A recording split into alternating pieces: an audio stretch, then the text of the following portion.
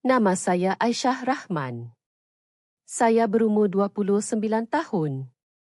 Dan pada malam abang saya mengunci saya dari luar di dalam sebuah depot sejuk beku industri yang terbengkalai. Saya akhirnya faham satu perkara. Sesetengah orang tidak mengkhianati kita dengan hedikan atau amarah. Mereka mulakan dengan senyuman. Dia telah meminta saya datang ke sana untuk satu perbincangan terakhir tentang perniagaan arwah ayah kami. Suaranya di telefon begitu tenang, hampir lembut, seolah-olah kami masih sebuah keluarga. Seolah-olah dia tidak menghabiskan sebulan yang lalu memaksa saya untuk menyerahkan satu-satunya legasi yang ayah amanahkan kepada saya untuk dijaga. Saya sepatutnya lebih berhati-hati. Sebaik sahaja saya melangkah masuk ke dalam gudang sejuk beku lama itu, suasana terus berubah. Bukan hanya kerana suhu yang mendadak sejuk, tetapi kerana kesunyiannya. Ia terlalu kosong, terlalu sepi, seolah-olah tempat itu memang sedang menunggu saya. Tiba-tiba, pintu keluli tebal itu tertutup rapat dengan bunyi dentuman yang kuat di belakang saya. Saya berpusing pantas dan merentak pemegangnya, tetapi ia langsung tidak berganjak. Kunci telah dipusingkan dari luar. Untuk sesaat, saya tidak menjerit. Saya hanya berdiri memandang pintu itu. Cuba memujuk diri sendiri bahawa ini hanyalah satu gurauan yang sangat melampau. Kemudian, suaranya kedengaran menembusi dinding keluli itu. Kau patut sign je dokumen tu, Aisyah. Perut saya terasa sebu. Saya menumbuk pintu dengan sekuat hati. Buka pintu ni. Dia ketawa perlahan. Tidak marah, tidak gelabah, hanya tenang. Dan skim bahagian yang paling menakutkan. Kau boleh jerit sekuat hati kau, katanya. Takkan ada sesiapa yang datang. Pada saat skim saya, sedar ini bukan lagi satu pertengkaran. Ini adalah satu perangkap. Telefon bimbit saya tiada. Kunci kereta saya dirampas. Jaket saya tertinggal di luar. Tiada pemanas, tiada makanan, tiada isyarat telefon. Dan tiada sesiapa pun di dunia ini yang tahu di mana saya sebenarnya berada. Selama 24 jam, saya bertahan dengan memaksa diri untuk tidak panik. Dan tepat ketika suhu sejuk beku itu mula mengaburkan fikiran saya. Saya menemui sesuatu di dalam sebuah trak lama yang abang saya lupa kewujudannya. Sebuah radio dua hala. Apabila suara itu akhirnya menjawab melalui bunyi statik, saya hampir tersenyum. Kerana saya bukan sekadar menemui bantuan.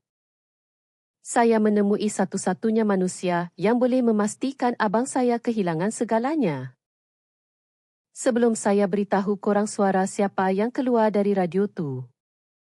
Dan apa yang berlaku bila abang saya dapat tahu saya masih hidup. Cuba beritahu saya, korang tengok video ni dari negeri mana? Macam mana cuaca kat tempat korang sekarang? Ada sama tak dengan mood korang hari ni? Cuba komen kat bawah. Saya teringin nak tahu sejauh mana cerita ni sampai. 5 minggu sebelum pintu gudang sejuk beku itu tertutup rapat di belakang saya. Ayah saya meninggal dunia pada satu malam monsun yang sangat lebat. Hujan yang menukar pemandangan pelabuhan Kelang menjadi kelam dan menakutkan. Namanya Haji Rahman. Dan dia telah membina Rahman Cold Chain Logistics bermula dari hanya 2 buah zen sejuk beku terpakai, satu LOT gudang sewa.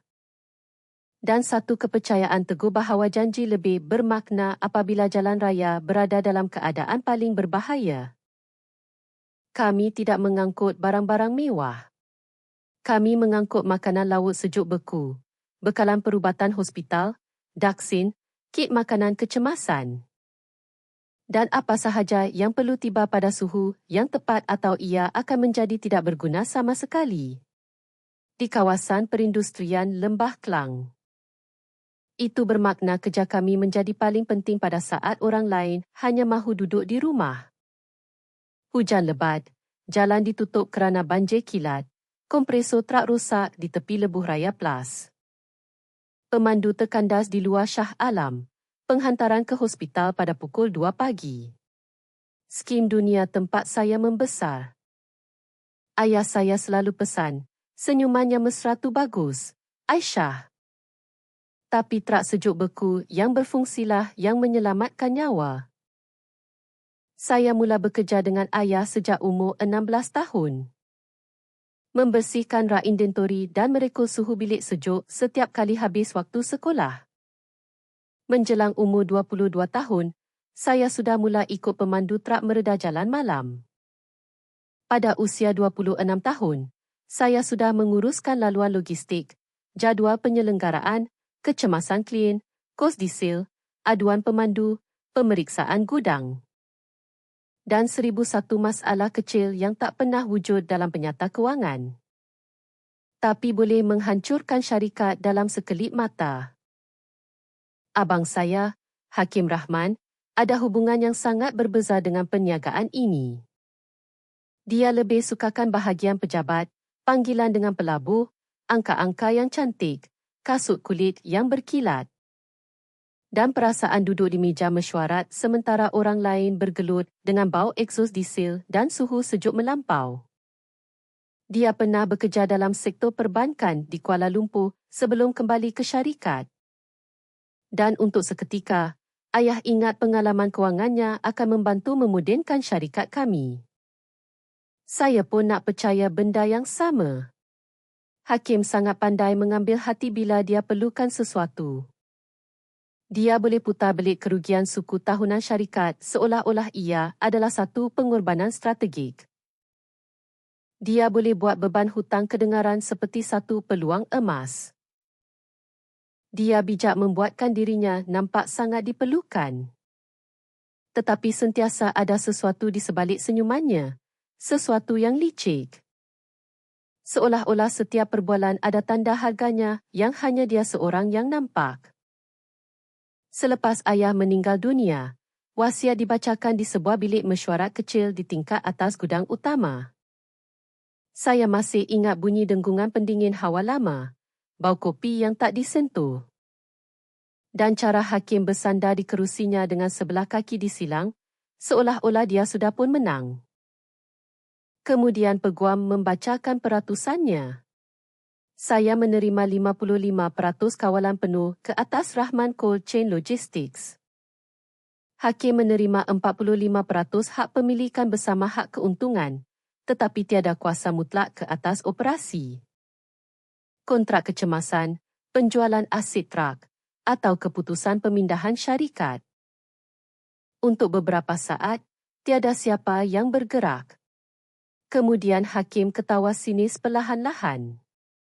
Bukan kerana ia kelakar, tetapi kerana dia mahu semua orang di dalam bilik itu tahu bahawa dia terhina.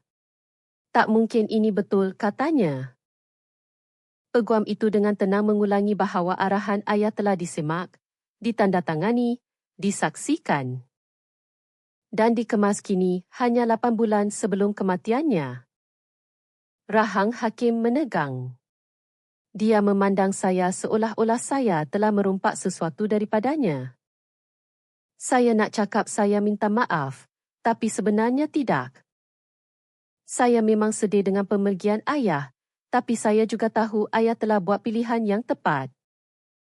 Ayah tahu siapa yang akan angkat telefon bila trak pemandu terbabas di lebuh raya yang licin.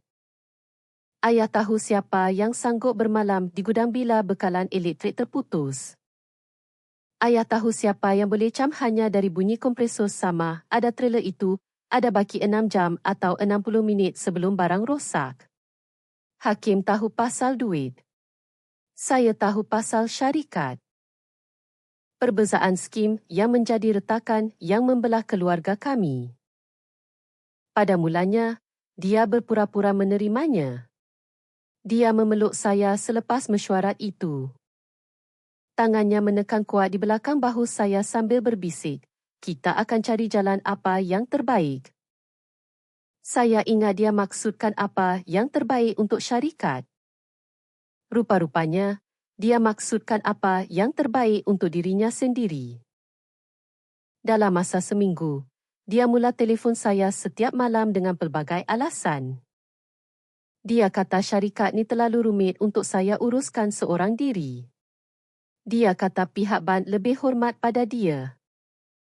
Dia kata klien akan rasa lebih selamat kalau seorang lelaki yang ada pengalaman kewangan ambil alih pucuk pimpinan. Dia kata kesedihan saya mungkin mengaburkan pertimbangan. Dan mungkin saya patut undur diri sebelum saya hancurkan apa yang ayah dah bina. Saya beritahu dia saya hargai nasihatnya, tapi saya takkan tanda tangan apa-apa. Waktu skim nada suaranya berubah.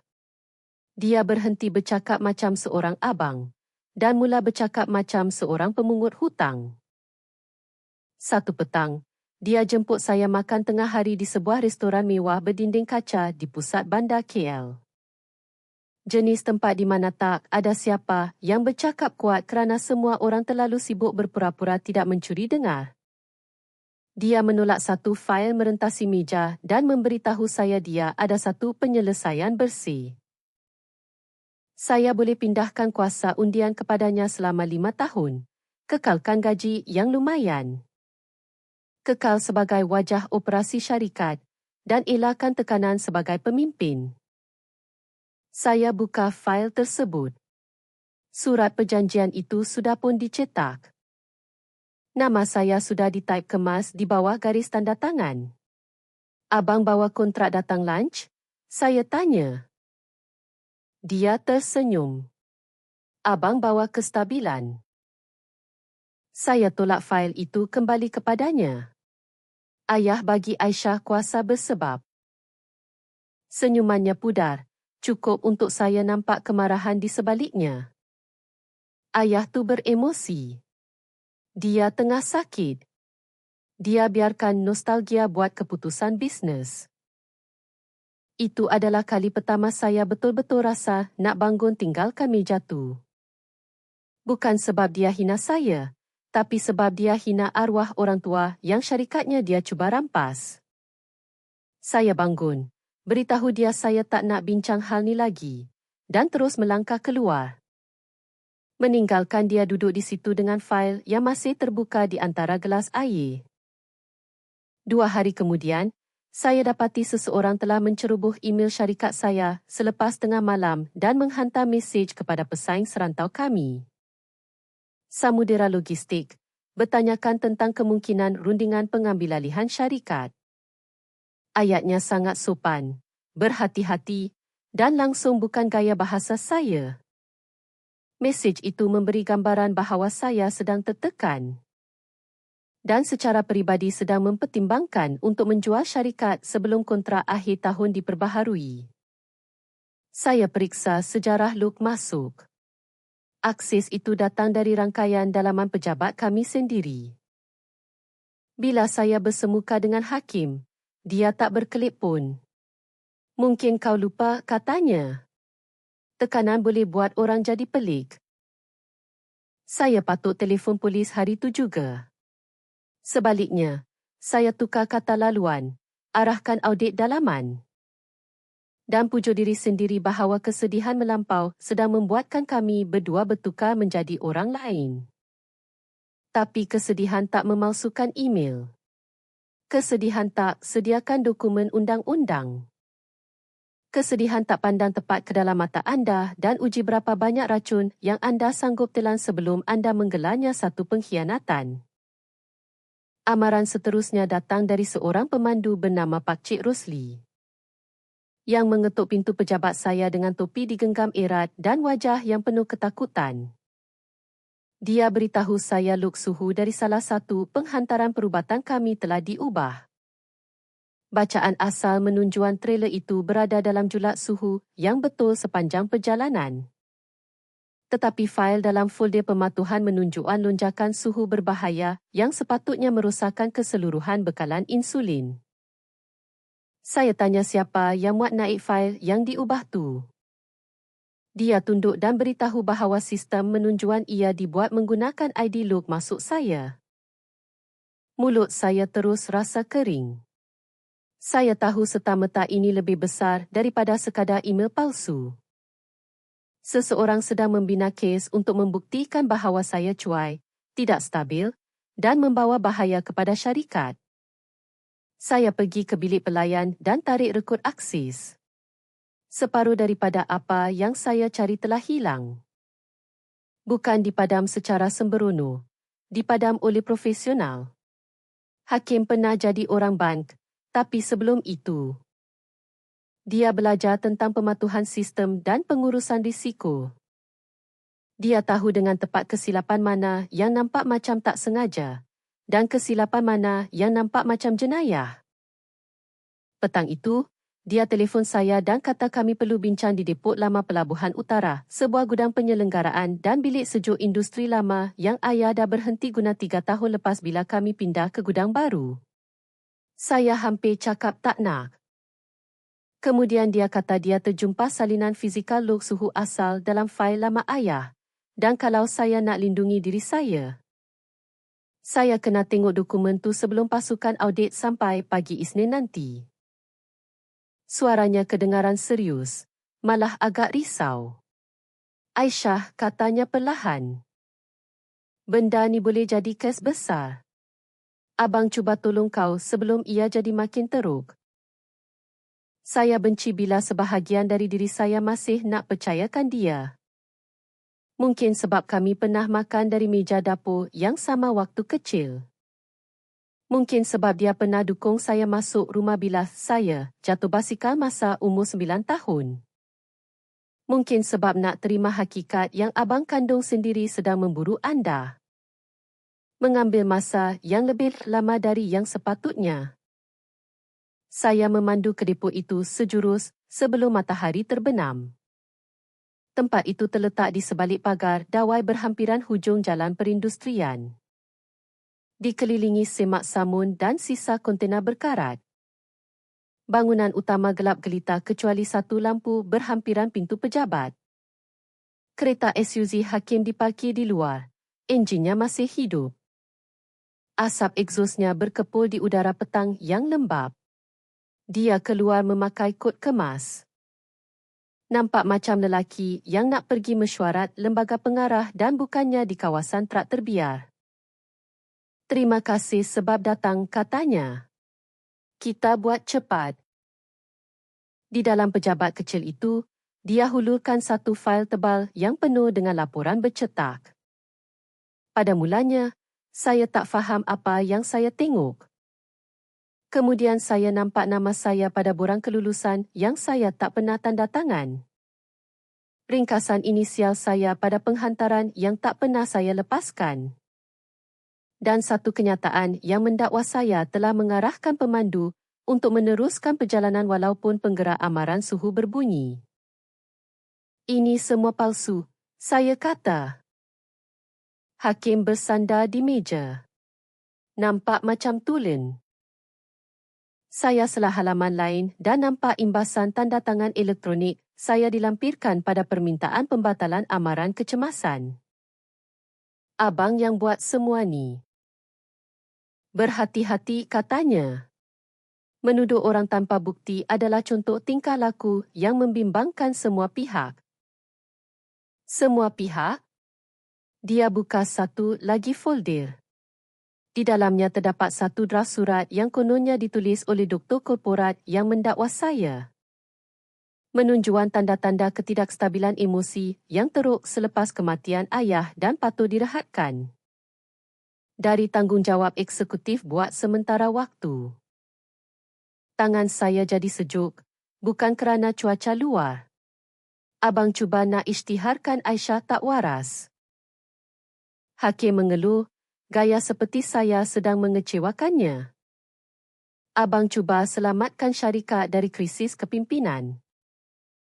Kemudian dia meletakkan satu dokumen terakhir di atas meja. Surat pemindahan kuasa undian sementara. 90 hari. Ruangan tanda tangan saya diselahkan dengan higlich terkuning. Saini. Dan isu pematuhan ni akan hilang. Abang akan stabilkan hubungan dengan bank.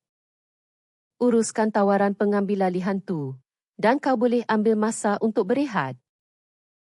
Tawaran pengambilalihan, saya ulang. Jadi inilah sebenarnya. Dia tak menafikan.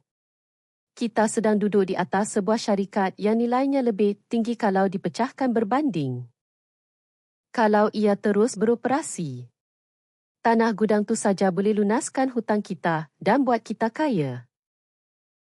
Kita tak ada hutang yang paksa kita menjual. Riak wajahnya berubah. Ketenangannya mula retak dan saya nampak panik di sebaliknya. Bukan rasa bersalah. Panik. Kau tak faham kedudukan kita sekarang? Tak, saya jawab. Aisyah rasa Aisyah dah mula faham. Saya capai telefon bimbit saya, tapi dia bergerak lebih pantas. Dia rentak pergelangan tangan saya cukup kuat sampai rasa sakit, rampas telefon dari tangan saya, dan masukkannya ke dalam poket kotnya. Untuk sesaat, kami berdua terkaku. Skim saat di mana saya tahu, dah tak ada jalan berpatah balik. Bagi balik kata saya. Dia tersenyum, tapi matanya kosong. Kau memang selalu keras kepala. Dia beritahu saya fail asal ada di dalam bilik sejuk beku di belakang. Di dalam kotak biru yang ayah simpan dalam trak sedis sejuk beku lama. Saya enggan mengikutnya, sehinggalah dia merampas kunci kereta saya dari atas meja dan berkata, "Kau boleh berdiri kat sini sampai pagi, atau kau boleh pergi ambil bukti yang kau nak tu." Saya patut lari. Saya patut menjerit masa kami masih dekat dengan jalan raya tadi. Tapi memikirkan tentang fail ayah. Memikirkan bahawa sekeping kertas mungkin boleh membersihkan nama saya, memaksa saya melangkah ke depan. Gudang sejuk beku itu terletak kira-kira 30 meter di belakang pejabat. Sebuah bangunan keluli panjang dengan pintu roller shooter dan satu pintu masuk sisi yang berat, pintu bilik sejuk industri gergasi. Hakim membuka kunci pintu sisi itu dan menyuruh saya masuk. Sistem penyejukan di dalam bangunan itu entah bagaimana sedang hidup, menderu dengan bunyi kipas industri yang kuat. Rak belakang katanya, "Kotak biru." Saya melangkah masuk. Udara di dalam terus mencengkam kulit, berbau minyak lama, getah beku dan debu. Saya ambil 3 langkah ke arah rak. Di belakang saya, pintu keluli berat itu ditutup dengan hentakan yang sangat kuat bergema di seluruh bangunan. Saya berpusing, tepat pada masa bunyi mangga kunci ditekan dari luar. "Hakim," saya jerit, menggunakan namanya untuk kali pertama malam itu. Seolah-olah ia boleh mengingatkan dia siapa dirinya yang sebenar. Suaranya kedengaran sayup menembusi pintu sejuk beku itu. "Kau ada masa sampai petang esok untuk fikir balik." Saya lari ke arah pintu dan menendangnya. Kesakitan menjala naik ke kaki saya. "Buka pintu ni."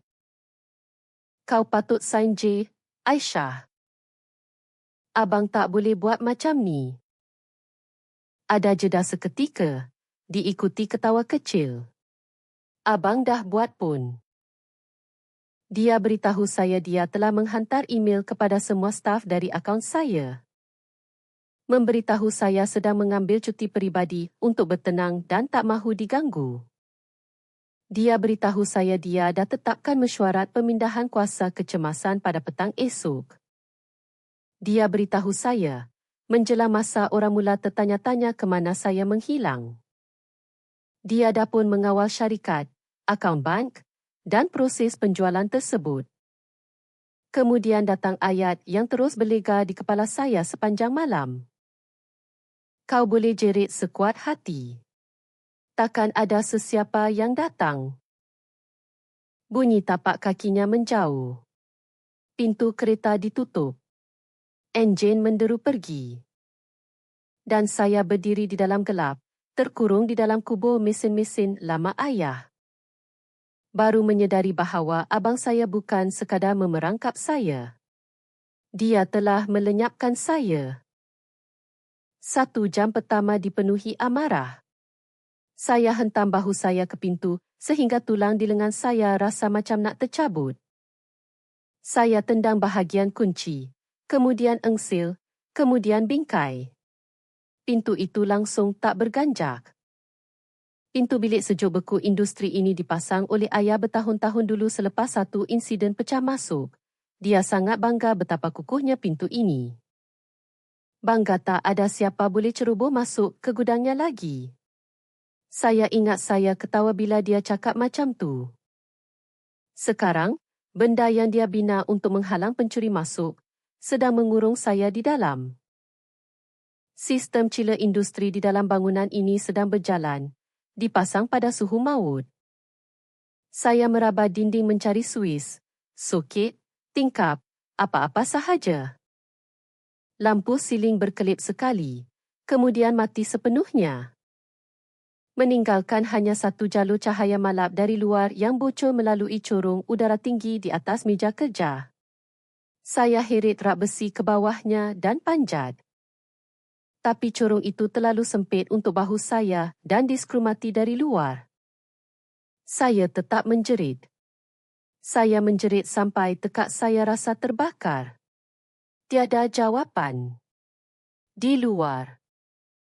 Hanya bunyi enjin kompresor yang bergema dan dinding keluli yang berkeriuk akibat tekanan suhu. Masuk jam ketiga, kemarahan saya bertukar menjadi perkiraan matematik. Berapa sejuk suhu bilik ni? Berapa lama sebelum suhu dalam ni mula membekukan darah saya? Berapa banyak tenaga yang saya dah bazirkan untuk menjerit? Apa yang saya boleh guna? Saya jumpa kandas tahap lama terlipat di bawah rak tayar, sepasang sarung tangan kerja yang keras. Lampu sulur retak tanpa bateri, dan beberapa botol air mineral yang mula membeku. Tiada makanan kecuali sebiji gula-gula pudina yang melekat di dasar laci.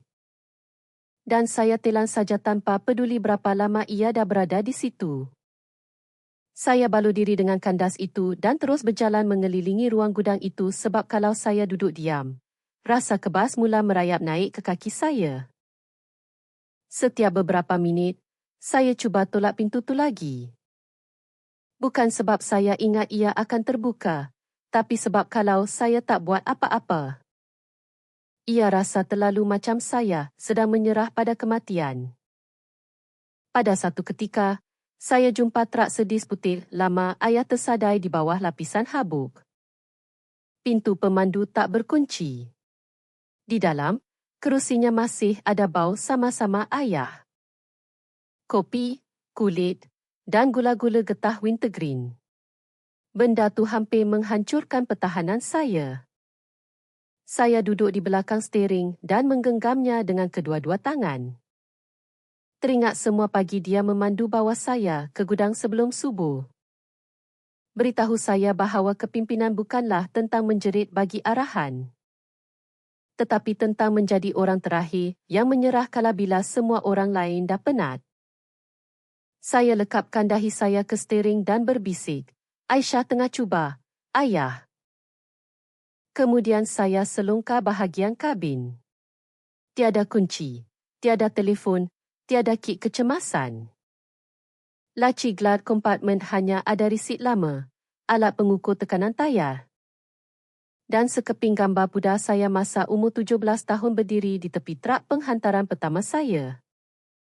Tersenyum lebar macam saya dah tawan dunia sebab ayah percayakan saya untuk periksa helaian laluan.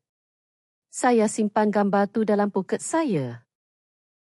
Masuk jam ke-10, rasa sejuk tu berhenti menjadi tajam dan mula terasa berat.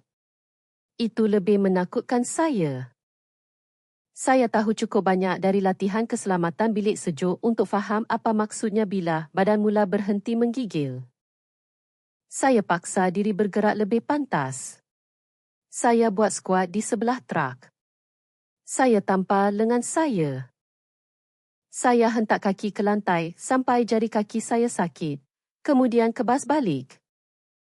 Saya cuba cairkan botol air beku di bawah hoodie saya. Tapi air yang keluar hanyalah beberapa teguk kecil yang perit. Saya jatuh juga. Kegelapan jadi semakin pelik selepas tengah malam. Bunyi-bunyi kecil jadi sangat kuat. Bunyi titisan cecair di belakang rak. Bunyi logam berkeriuk menahan sejuk. Bunyi nafas saya sendiri. Saya terfikir tentang Hakim yang mungkin sedang duduk di tempat yang hangat. Mungkin sedang berlatih riak wajah risau di depan cermin. Saya bayangkan dia beritahu orang ramai yang saya ni rapuh. Saya perlukan rehat. Yang dia cuma masuk campur sebab dia sayangkan saya. Itu buat saya lebih marah daripada suhu sejuk beku ni. Kalau dia cuma nak duit, itu memang keji tapi sekurang-kurangnya ia logik. Tapi dia nak nama saya hancur juga. Dia nak dunia percaya saya dah gagal. Saya tak waras. Dan ayah buat kesilapan besar sebab percayakan saya. Menjelang subuh, cahaya mula meresap melalui corong udara, pucat dan tak berguna. Saya dah selamat harungi malam, tapi kelangsungan hidup ni tak rasa macam satu kemenangan.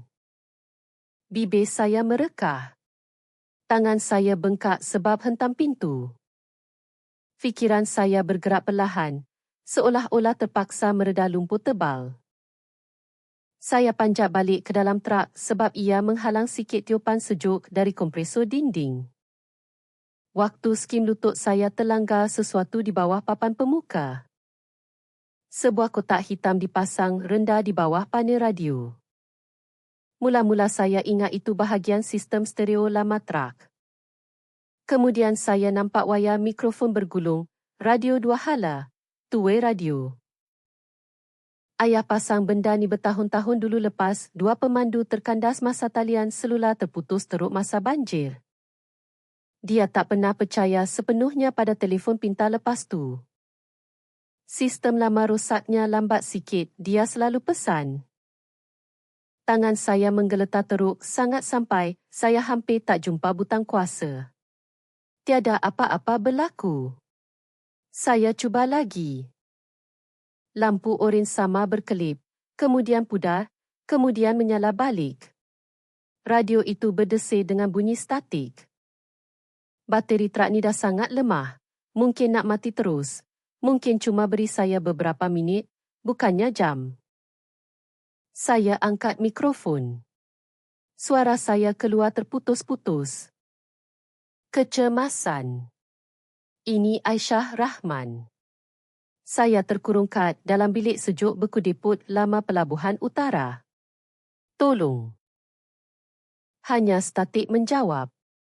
Saya tukar frekuensi. Cuba lagi. Tolong. Sesiapa yang dengar, saya terperangkap. Tak ada telefon, sangat sejuk.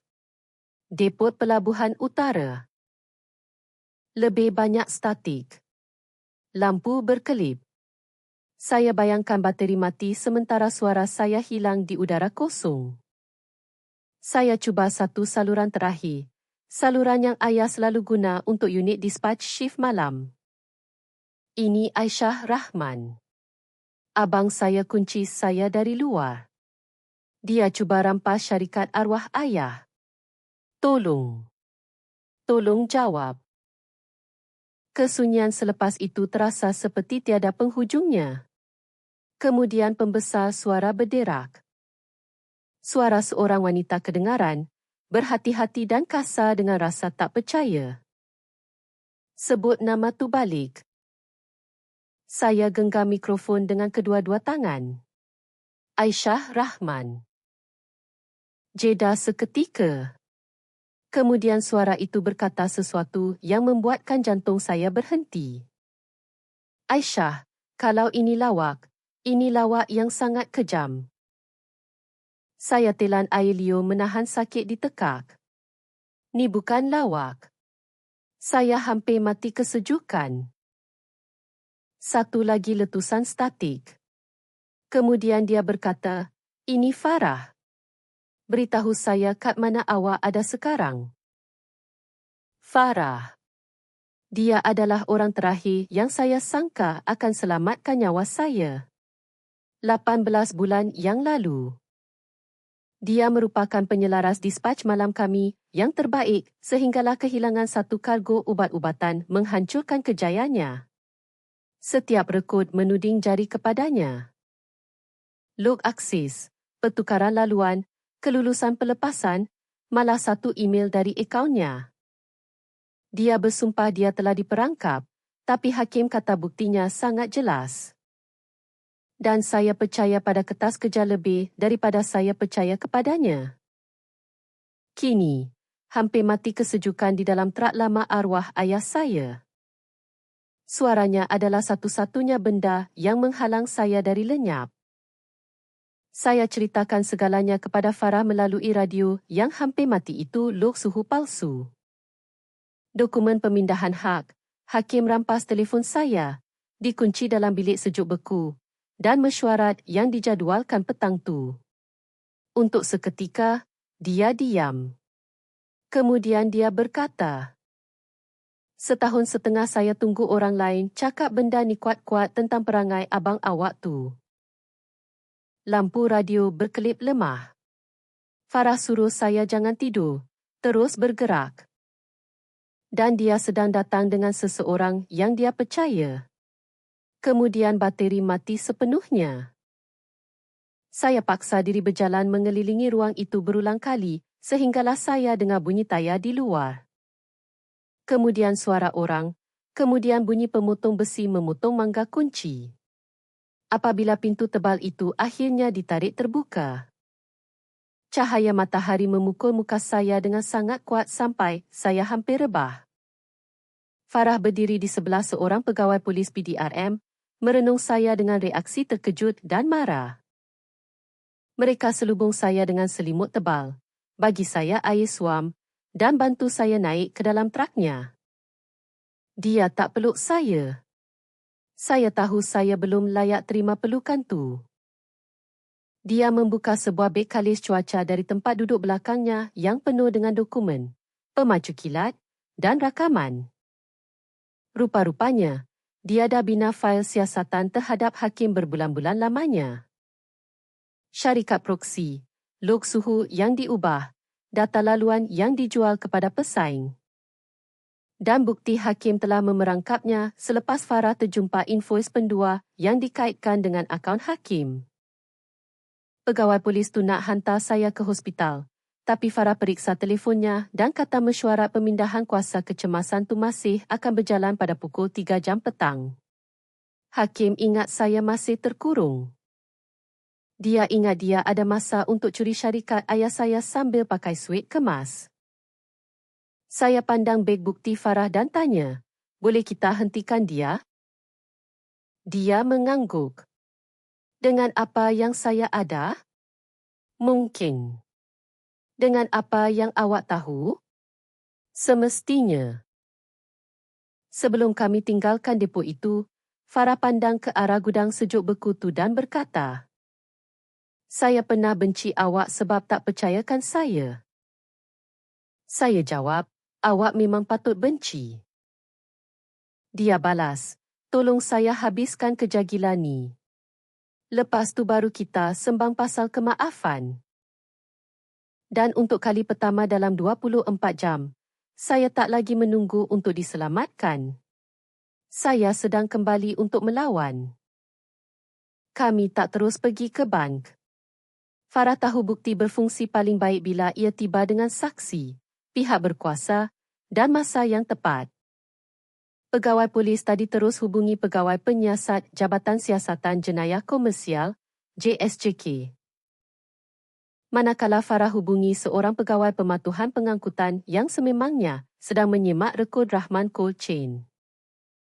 Kemudian kami pergi ke gudang utama. Bila saya melangkah masuk berselubung kod pinjaman dengan tangan yang lebam dan suara yang hampir hilang, seluruh ruang pejabat terkaku. Semua orang dah terima email dari akaun saya yang kata saya sedang bercuti menenangkan diri dan emosi tidak stabil. Hakim bukan sekadar perangkap saya, dia dah sediakan skrip cerita yang semua orang patut percaya. Oleh sebab saya masih memegang kuasa majoriti, saya benarkan akses kepada arsip syarikat, salinan pelayan, log trak dan rekod eksekutif. Farah jumpa apa yang hakim terlepas pandang. Pemacu sandaran, backup drives, fizikal lama arwah ayah yang terkunci di bawah meja perancangan laluan. Di dalamnya terdapat log suhu asal bersebelahan dengan yang dah diubah. Kegagalan penghantaran daksin yang dipalsukan itu tak pernah berlaku. Tanda tangan saya dilekatkan beberapa hari selepas itu. Fail yang digunakan untuk memerangkap Farah juga dicipta dari terminal pejabat hakim. Kemudian datang bukti kewangan. Bayaran ke akaun syarikat proksi, invoice pendua, yuran perundingan rahsia dari Samudera Logistik, dan draft perjanjian jualan yang menjanjikan bonus jutaan ringgit kepada hakim jika dia berjaya menyerahkan kawalan syarikat. Peguam syarikat kami menelefon, memberitahu hakim sudah berada di bank.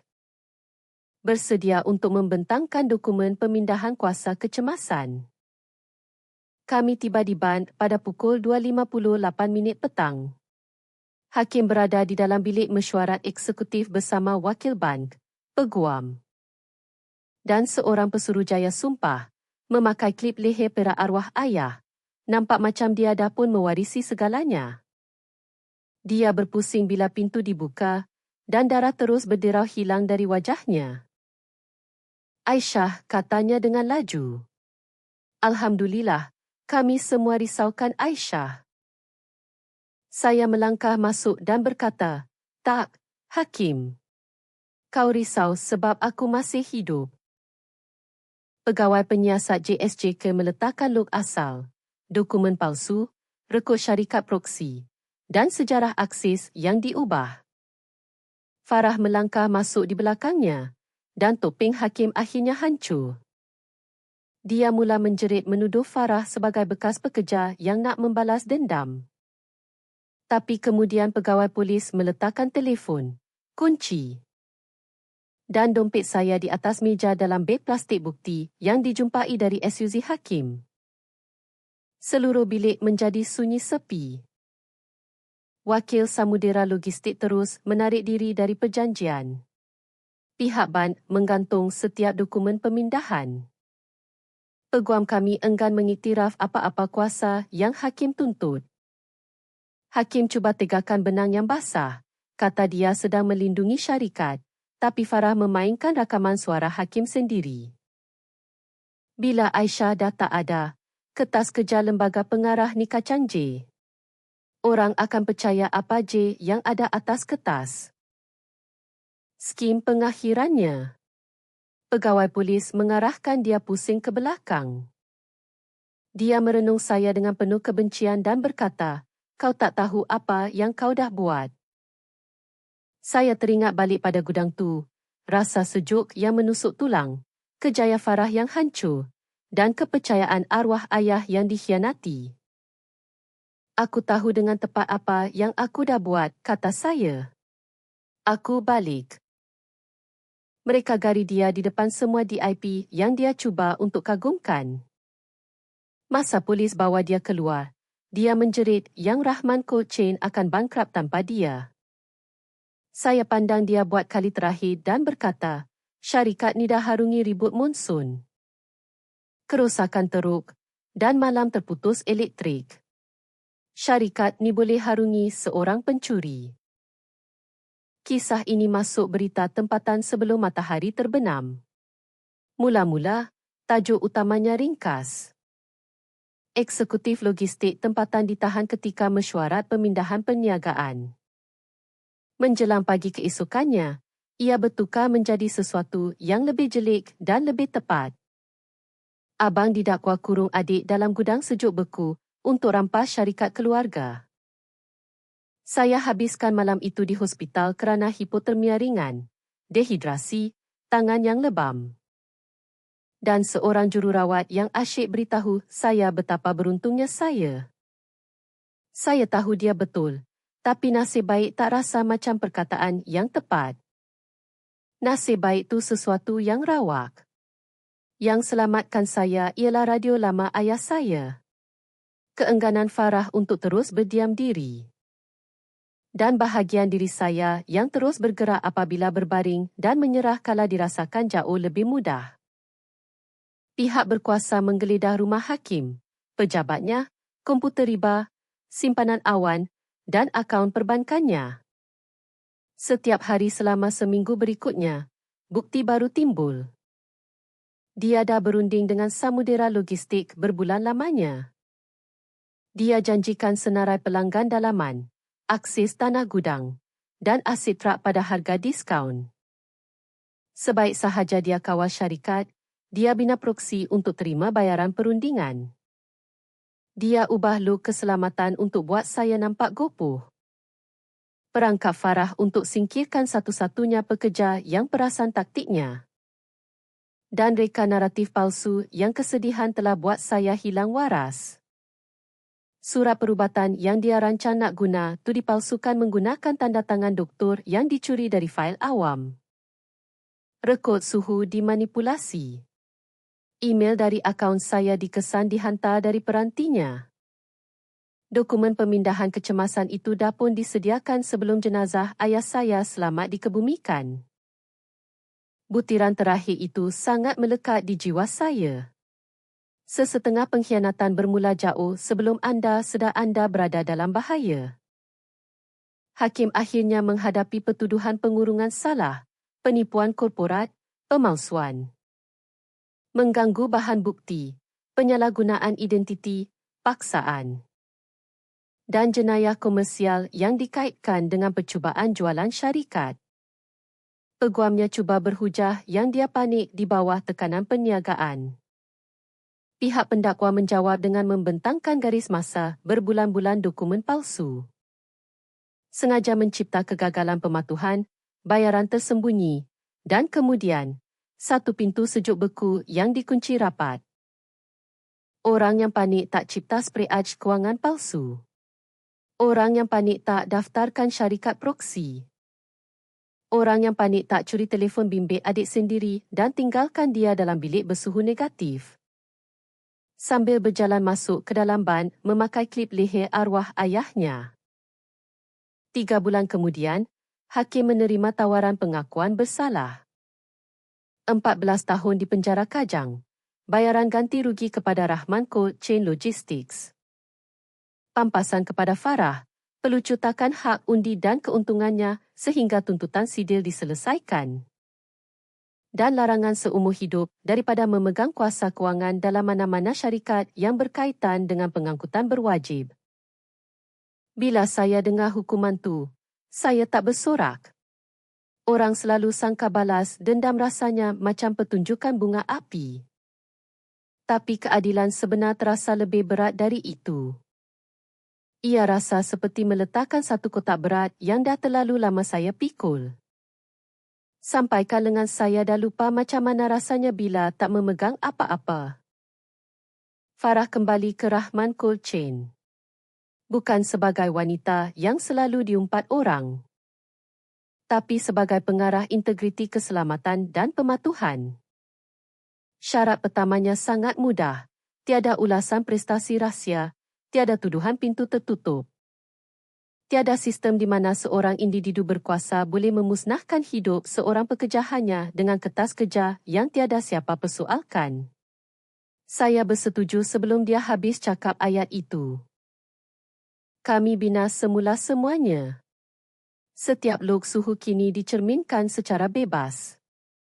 Setiap pembatalan sistem kecemasan memerlukan pengesahan dua pihak. Setiap pekerja yang dituduh melanggar kod etika menerima hak semakan yang telus. Kami wujudkan tabung sokongan perundangan dan kebajikan untuk pemandu, staf gudang dan pekerja dispatch yang pernah disalahkan secara tidak adil atau ditekan untuk tutup mulut. Saya nak syarikat ni buat lebih daripada sekadar bertahan dari perbuatan hakim. Saya nak jadikan ia satu tempat di mana taktik kotornya takkan pernah berhasil lagi. Ada klien yang lari masa skandal ni meletup. Tapi lebih ramai yang kembali bila diorang tengok kami dedahkan kebenaran dan bukannya menanamnya. Rangkaian hospital memperbaharui kontrak dorang sebab macam apa yang pengarah dorang cakap pada saya. Kesilapan kurang menakutkan kami berbanding perbuatan menyembunyikan kesilapan. Ayat tu jadi sebahagian daripada prinsip kepimpinan saya. Arwah ayah bina Rahman Cold Chain di atas dasar kebolehpercayaan.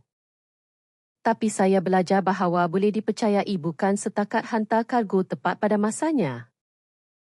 Ia adalah tentang bercakap benar walaupun kebenaran itu merugikan anda.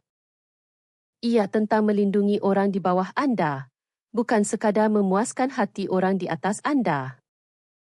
Ia adalah pemahaman bahawa sesebuah perniagaan itu tidak menjadi sebuah keluarga hanya kerana ada orang yang melabelkannya begitu. Ia hanya menjadi keluarga apabila setiap pekerja berasa cukup selamat untuk bersuara. Bagi hakim pula, saya tak pernah melawatnya. Mungkin satu hari nanti saya akan sedia untuk tanya dia kenapa dia rasa duit lebih bernilai dari nyawa saya. Tapi saya belum bersedia lagi. Kemaafan bukanlah satu pertunjukan yang anda berhutang dengan orang lain semata-mata kerana mereka berkongsi darah dengan anda. Kadang-kadang, perkara paling jujur yang anda boleh buat ialah membina satu sempadan yang cukup teguh untuk melindungi individu yang telah anda perjuangkan dengan bersusah payah untuk menjadi. Apa yang berlaku di dalam gudang sejuk beku itu mengajar saya bahawa keluarga boleh jadi sesuatu yang nyata. Tetapi ia tidak sepatutnya digunakan sebagai senjata. Cinta tanpa rasa hormat akan bertukar menjadi kawalan. Kesetiaan tanpa kebenaran akan bertukar menjadi sangkar. Dan berdiam diri apabila berdepan dengan kemungkaran hanya akan mengajar manusia kejam bahawa kekejaman mereka itu berkesan. Pengajaran yang saya pegang sekarang sangat mudah. Lindungi integriti anda sebelum anda melindungi imej orang lain. Minta pertolongan sebelum ego memerangkap anda keseorangan. Percaya pada bukti. Tetapi dengar juga apabila orang yang baik-baik mengatakan ada sesuatu yang tak kena. Dan bila ada orang cuba merampas suara anda. Pastikan anda terus hidup cukup lama untuk gunakannya dengan lebih lantang dari sebelum ini. Abang saya mahu saya mati kesejukan, diam, dan dilupakan di dalam gudang itu. Sebaliknya, saya melangkah keluar, rampas kembali syarikat ayah saya. Bersihkan nama seorang wanita yang tidak bersalah. Dan belajar bahawa keluarga yang paling kuat tidak semestinya keluarga tempat kita dilahirkan. Kadang-kadang, mereka adalah orang yang sudi menjawab melalui bunyi radio statik. Tak kala semua orang lain telah membuang anda dalam kesejukan.